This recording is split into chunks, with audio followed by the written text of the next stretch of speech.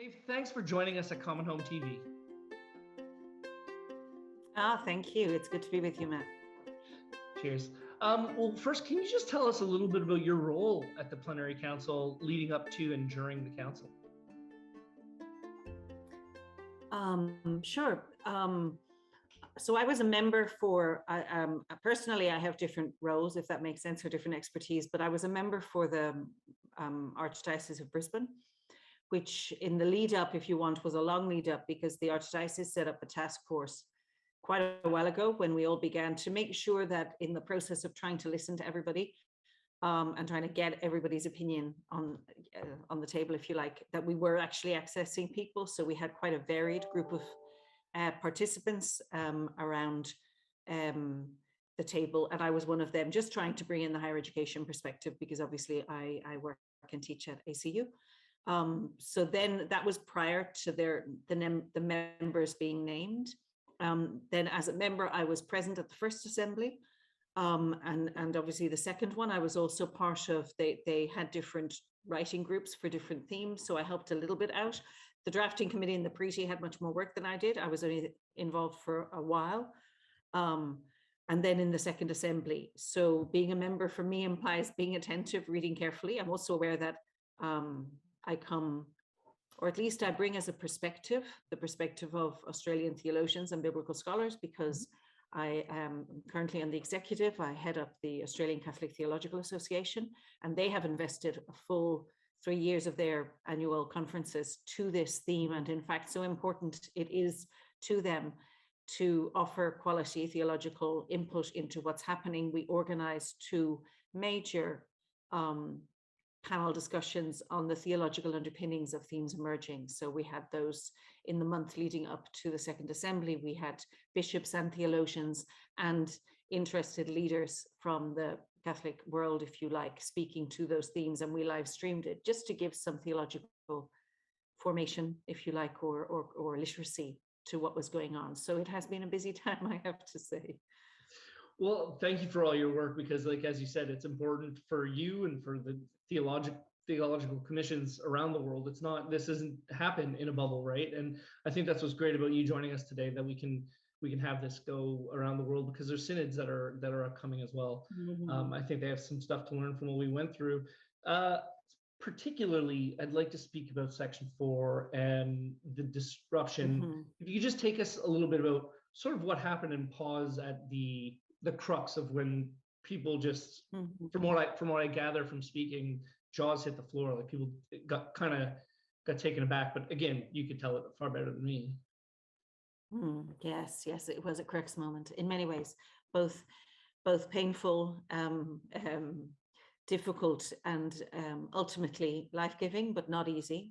So we can move too quickly to solutions, but they're there, and I think there was movement from it. So part 4 is the document, the theme that talks about the equal dignity of women and men.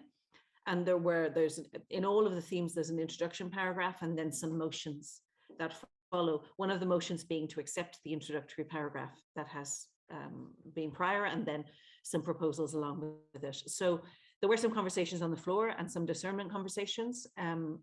It was clear, and it still is clear to me, if I think to how we move forward, that there are different understandings of how women or groups of women or different theological approaches understand women's role. I don't think there's anybody that says women's role in the church and the bringing of their gifts isn't important. I think what is different is how we understand it. So I think we could sense there was kind of a bit of, I wouldn't say push and pull, but difference of opinions being voiced and different stances being voiced in the room. And we were trying to hear all the stances. So while we knew that there would be people in favor or less and more of the document as it stood, I think it was a shock to all of us that the motions did not go through, either of them. The main ones were not passed. So in that moment, can you describe what was the feeling in the room? I've heard secondhand accounts of people in tears. Yeah, well, I think that's a fair statement. There was kind of silence. I think there was kind of shock, and there were then people talking. I left the room for a few minutes because I just needed some air, and came back relatively quickly. There were, especially younger people, not actually, everybody was shocked and everybody was upset. People deal with it differently. There were emotional reactions. I want to say it was not only the women in the room that were shocked, there were men, there were bishops approaching me. So I think the main thing, when I think we sort of thought, so what was that and what's the implications? And each one of us, I think, suddenly began to realize that would mean, because it was the deliberative vote, that would mean that we come out of this plenary council with 8 themes, one of which we only have a title and nothing to say. So an empty space. And I just thought that we just can't do that. Like, that's just like, where does this go? Like, and how does this go forward if there's a few themes in the plenary council that are important? And I would name First Nations, ecology and women as the 3 more essential ones. So to come out with nothing is really, it's just not credible. And it will affect everything else we do. So I think there was a level of shock. There was a level of what kind of questioning what happens now. But then, because I went out for a minute or two, and when I came back, there was, I mean, in one sense it was quite normal, but in the other, there was a gradual grouping of women and then men and some bishops standing at the side of the room and not taking their chairs again. And it was a silent group. It wasn't a raucous one. It wasn't a defiance in the sense of defiance, we're going to leave unless you change. It was simply a presence and silence of what one woman named as concerned women. We want to stand here and say, this can't stay like this. So as that was happening, and we were kind of trying to get some light, I say we, I was one of them. As when I saw that was happening, I thought, yes, we can't, I need to stand here. This is part of it. I want to say it was a very respectful standing. Thank you. It was very respectful. It wasn't, it was simply, here we stand. I had women beside me with very different spiritualities and very different approaches to what women's involvement might look like, just to say it wasn't one group. It wasn't a left wing group. I consider myself pretty central, which has been sometimes how it's been portrayed. That is not the case. There were conversations. I know some of us approached the Prety to come and give us some clarity on what could happen if all the votes go, like what's possible now. And they were, as always, very supportive. As that was happening, also, I want to say that the bishops, the steering committee and the facilitators were also having conversations in the room. I could see them kind of going, well, what do we do? Because this can't happen. And I began to hear that maybe over lunch, the bishops were going to get together and see what they could do with this. Some people began to talk about there is an option to ask for a revote according to the statutes, or to not accept a motion, or whatever way it is. But anyway, it became what's the word I'm looking for? Clear. It became clear that in different ways, in the room we were realizing we couldn't just go forward. We had 2 themes scheduled for that afternoon to talk about, parts 5 and 6, and that wasn't, at least not instantly, that wasn't going to happen. We needed to stop and think and reflect about what had happened.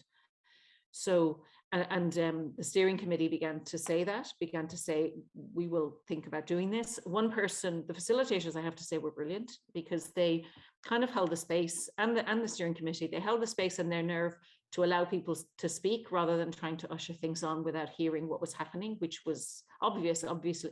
I mean, obvious in the sense that there were a few people crying. It wasn't that everybody was crying. There were a few people who were that way, but there was a sense of stunned silence, this I will say, and of where do we go with this?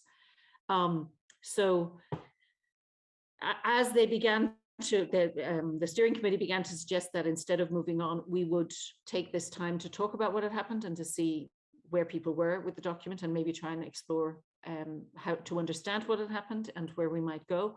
One of the women gently and courageously explained why. It was quite obvious in one sense, but did explain why we were there, and why we were standing. The women, men and bishops that were there were simply saying, we have to be able to go back with something. We can't leave it like this.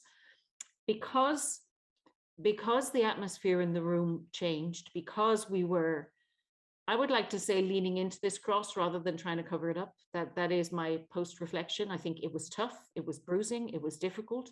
It was difficult because for me, in a sense, it was unthinkable. The document wasn't even saying that much. So what does this mean that you wouldn't accept that, in a sense? But but we did hold the space. So based on that, the group that we're standing, and I think there was a sense of, do we make our own group and talk about this, or do we join the tables? But there was a sense, and this, in my mind at least, or the people who were close to me, because the space was being made to talk about it, we decided that we had to stay in the room, go back to our tables and listen to what everybody else thought and see where the whole assembly was and where the plenary council was and where it was moving. So we took that decision. We also took a decision at the same time to have to meet at lunch. The bishops, the steering committee announced that the bishops would meet at lunch, and we decided that we would open a meeting in the library as well. A meeting open to everybody, not just one group that didn't like it, a meeting whoever wanted to come to talk about it. In fact, 2 of the facilitators came up and offered themselves to help us facilitate that, which again, just their responsibility and their generosity and their professional way of working. So we announced that we would have that meeting. I say we, there were a group of us. I don't think there were any leaders, but we did invite that whoever wanted was welcome. So over lunch, while the bishops met, so we had, and no, before that we had a conversation in the tables, and we were invited to talk about what had happened, how we felt, and perhaps how we felt it could move forward. Somewhere in that process, and I might be getting A before B, or B before A, but somewhere the decision, it was announced, actually no, it was afterwards. I do know how the process was. So we had that conversation. At lunchtime, the bishops had their meeting. We met in the library, a group of us, men and women, to talk through, and that was, I think, well facilitated through, just to make sure whatever was in the room was being heard.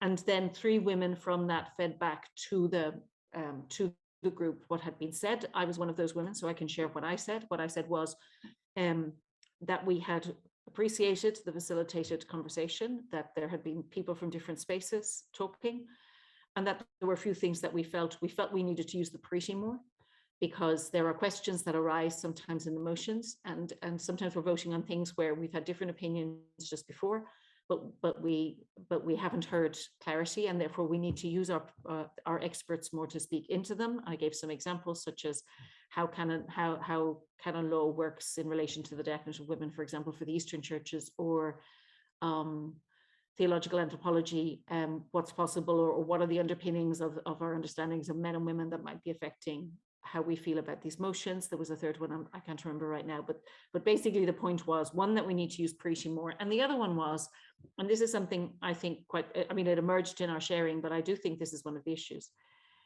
I think sometimes the sin of fear betrays us. I don't think fear is ever helpful in discernment. I think we need to be cautious always, but fearful is not a good thing. And I feel that sometimes, rather than voting or talking about what's on the page, we're talking about what we think might be underlying the words on the page, or what might happen if we said yes to what's on the page. So where could it lead us, rather than what actually are we asking for? And I think that betrays us. I think that's not helpful. And that we also need, I think we also said, I think there is an ongoing dialogue between even the women in the room to accept and understand what each group is saying about how they understand women's leadership. So this is not about the men not wanting us women to lead. I think it's about different approaches to church and different ecclesiologies, how we understand each other's callings, and how we respect each other's callings, and make space for them. And then to make the point too, what I was the initial secular media came out, when I read the initial reports from secular media, at least headline, it looked like it was voted down, but it was a 50% plus one would have had the first section 4 gone through. It was the 2/3 majority that was the problem, right? And after Yes. you've explained how you got there, a second vote was taken, 4 was ratified. Do you think that the new language waters down, changes anything from the previous offering that was rejected? That's a good point. I mean, they did appoint, just to finish that, they did appoint 4 people to, all of the tables worked on what we felt could be changes and offered to those to the group, and then 4 people wrote up a document, which then we studied and we voted on. I actually think the document is a better one. And in all truth, I don't think it waters down. Take into account that in the first one that we voted, there were already some expressions that had been voted out. So there were some amendments that had been suggested to go in that hadn't been accepted. So they were not voting on everything that had ever been proposed. They were voting on what had got through as a potential amendment. And I'm not going to go into details. It's not even helpful that I do, but I think there were things that some people on either side might have wanted to be there and weren't, or wanted not to be there and were, if that makes sense. But in its main thrust, the document is better written. It starts with scripture. It names the moment of Pope John Paul II when he apologized to women. I mean, we think about that document of his letter to women as something that closes doors, but we forget that he also apologized for when the church doesn't open doors for women. So that's included in it. And then it broke down the some of the proposals, and I think worded them better. And motions that hadn't got through, got through pretty much unchanged. The wording around, and I know you're going to have a session on the wording for the diaconate of women, or for women, was better phrased, I think. But I mean, it's a simple proposal. It's if Pope Francis and the Commission decide yes, the Australian bishops will accept it, which one would expect they would anyway. We belong to a universal church, so it's not huge, and yet it's important that it's written. It's important that it's written, well, especially for those who feel called to that ministry. The one thing that I'd like to say shocked, but not as shocked as I would like to have been, is the lack of accountability and transparency in the process from the bishops, not having to make a response or having to put the X where they made the stand. They didn't have to then say, I was the one who voted or thought this way or explain themselves. But what I will say about courage is the women that stepped aside showed abundant courage. And it just makes me so proud as a Catholic to see these women doing that and to lead that. And that's a thank you to you, but can you speak to the courage of some of those around you? And if there's anyone in particular that you'd like to shout out or to say, to thank, because this is a really thankful moment, because as you said, there was men that came drawn along. It wasn't a male-led or hijacked situation. I think where we lacked synodality and transparency, we gained it in abundance in bishops and men standing side by side with the women. I don't know if you'd agree with that.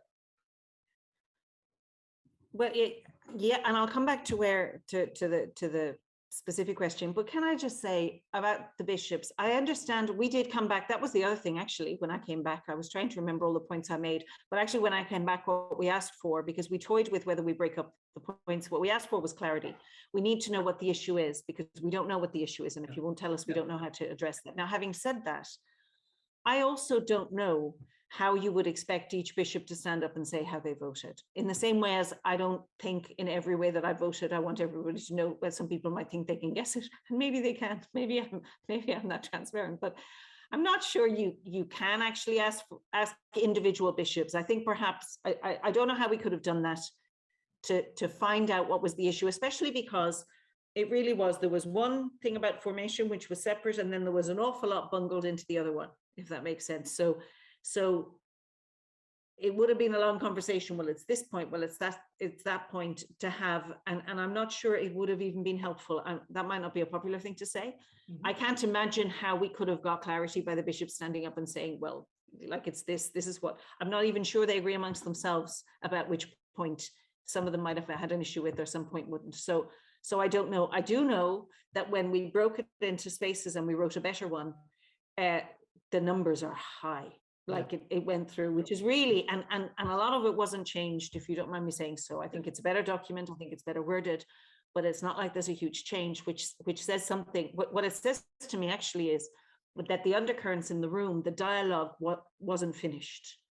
That we were still divided and still kind of polarized around language that hijacks, and we weren't listening properly to one another in order to get across the line what could be helpful, at least to most of us in most ways, if that makes sense. So all of that just to speak to the bishop's thing. You would agree that the I hate it's very hard to use it when, if you really want to take synodality seriously, you can't use fired language. So I always have to sort of sometimes reel myself in, because I don't think that it was active resistance as much as it was in a synodal mode. You don't have acts of resistance, but you do have, like you said, toughing it out and saying, look, how do we do this in the respectful way? In that, would you agree that that was the women beside you had courage to do that in this type of forum where Oh yeah, no, and I hadn't, yeah, and I hadn't finished that second part. I do think it was an act of courage. Um, it was an act of, well, it was an act of courage, and to be honest, it was just a carried act of how do we do this, if you don't mind me saying so, because it was, I think all of us didn't know what to do. We didn't know what was possible. We didn't know what next steps could be. We knew that we couldn't leave it like that. It was, for me, it was less what people said, because there wasn't really a lot being said. It was simply, and I think it was the fact that they were very normal, very balanced, very faithful, very different women standing there just saying, we're doing, this is about concerned women.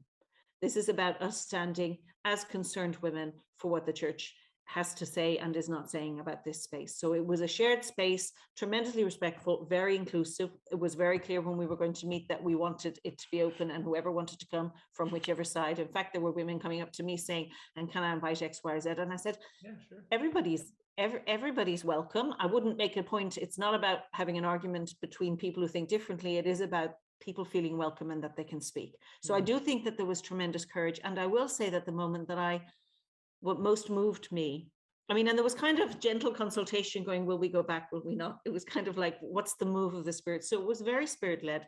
The moment that most moved me was simply when we would have been starting, and you looked around the room and there were all of the tables at least half empty.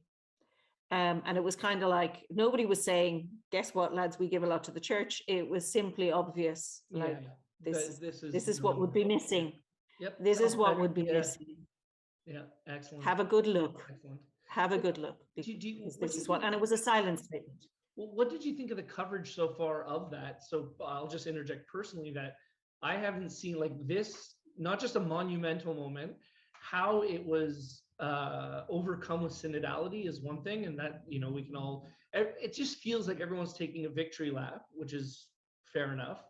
But at the same time, I don't see the women getting the accolades I think that is deserved for taking such such steps forward. And maybe you have seen that. We're just not reading the same papers. Well, I think two things there. I think, or maybe even three.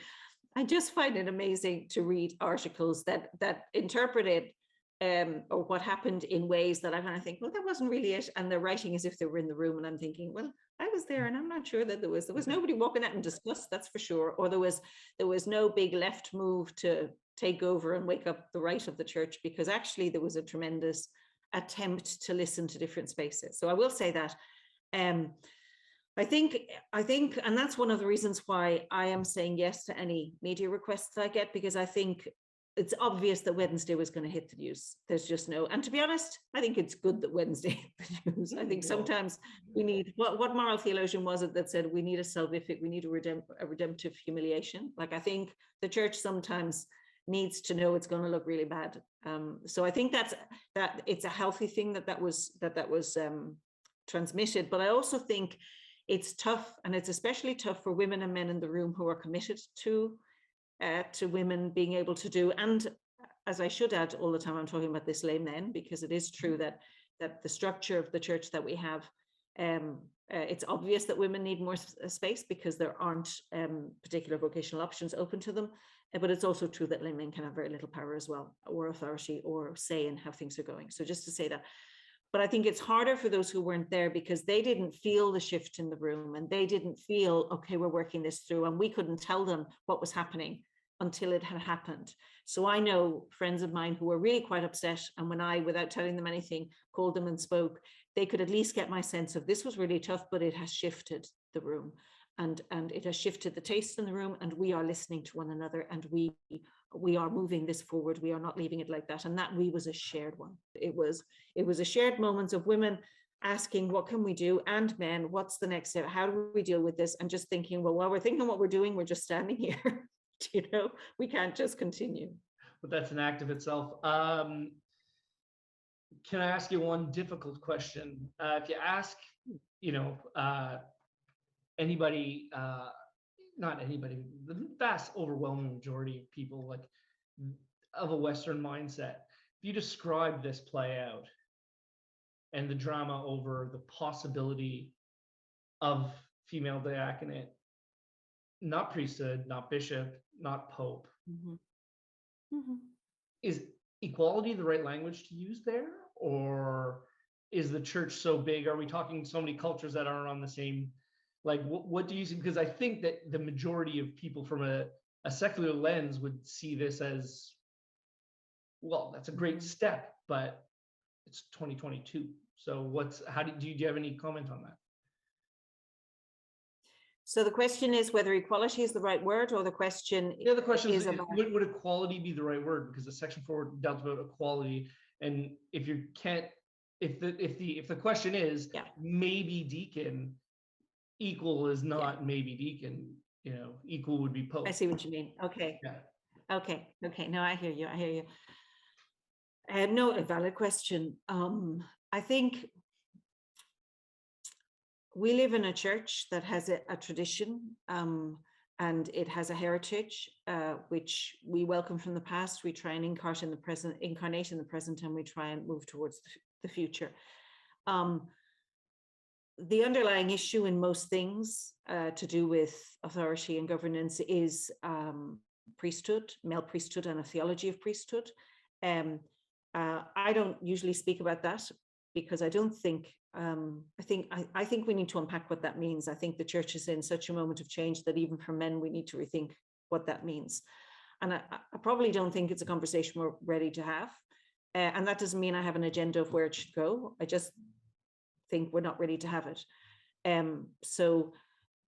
But it is also true that if we maintain that priesthood, it remains reserved for men, then we need to think of ways in which being made in the image and likeness of God, which we are, our shared dignity as baptized, which is a reality of faith and doctrine. We need to find ways in which that plays out in our leadership spaces. So the world looking from the outside will say the only way that can happen is if women can become priests, etc., etc. I think from inside and from a space of theology, I would be saying, I think it absolutely means that we need to rethink leadership of the church in ways that the voice of women and of lay men have an actual effect and transparent effect.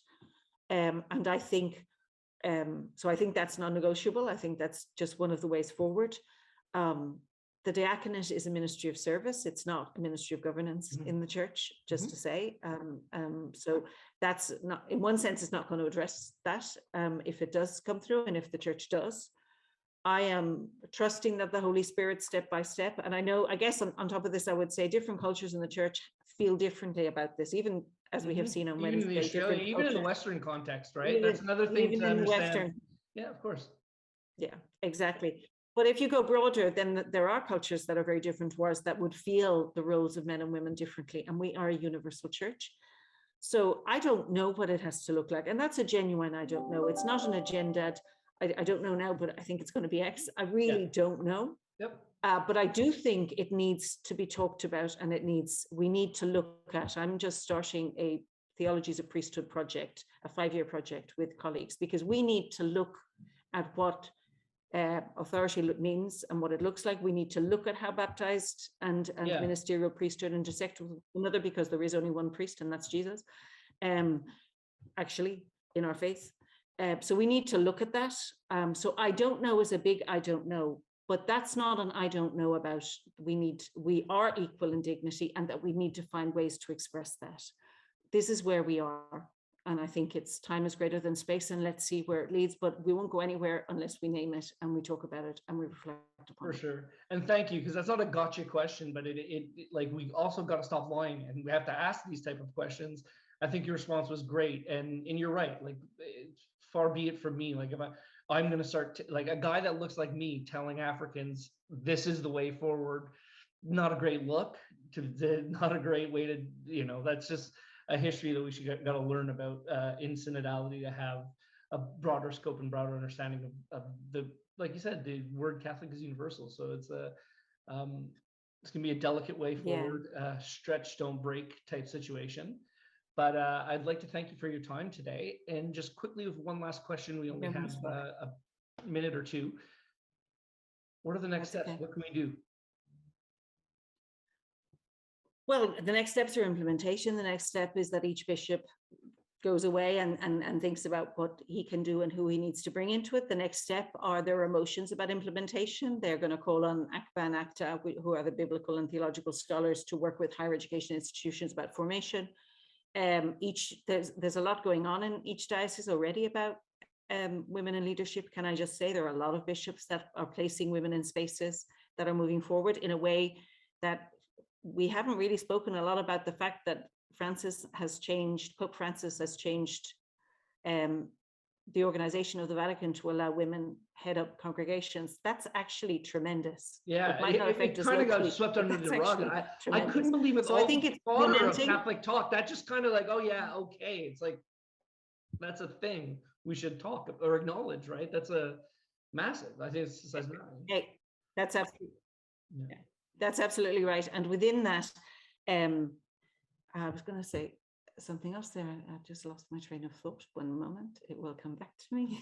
The mark of a great interviewer. Yeah, I also actually no.